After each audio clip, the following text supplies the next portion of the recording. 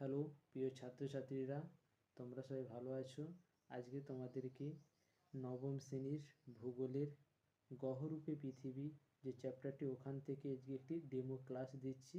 তোমরা সবাই মন দিয়ে শুনবে, আশা করি সবাইকার ভালো লাগবে।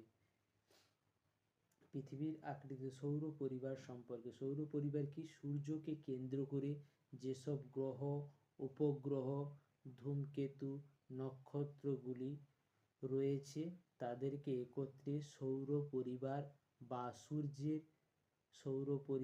সূর্যের পরিবার বা সৌরজগৎ বলা হয়। এই সৌর পরিবারের প্রধান হলো সূর্য।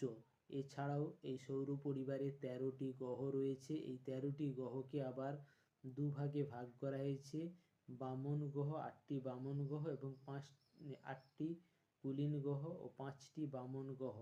এছাড়াও সৌর পরিবারের মধ্যে উপগ্রহ রয়েছে 335টি এবং 1,00,000,000 ধূমকেতু রয়েছে। এগুলি সবই সৌর পরিবারের মধ্যে দেখা যায়।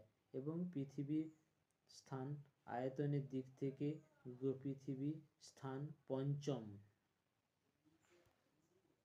এই সৌর পরিবারের সবথেকে বড় গ্রহটি হলো বৃহস্পতি এবং সবচেয়ে ছোট গ্রহটি হলো বুধ।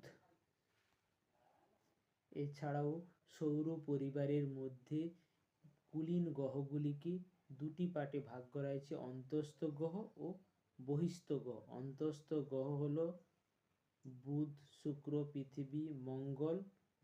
আর বহিঃস্থ গ্রহ হলো বৃহস্পতি, শনি, ইউরেনাস, নেপচুন। এবং বামন গ্রহ যে 5টি রয়েছে, সেই বামন গ্রহগুলি হলো প্লুটো, 2 নম্বর সেরেস, 3 নম্বর এরিস, 4 নম্বর হাউমেয়া, 5 নম্বর হচ্ছে ম্যাকে।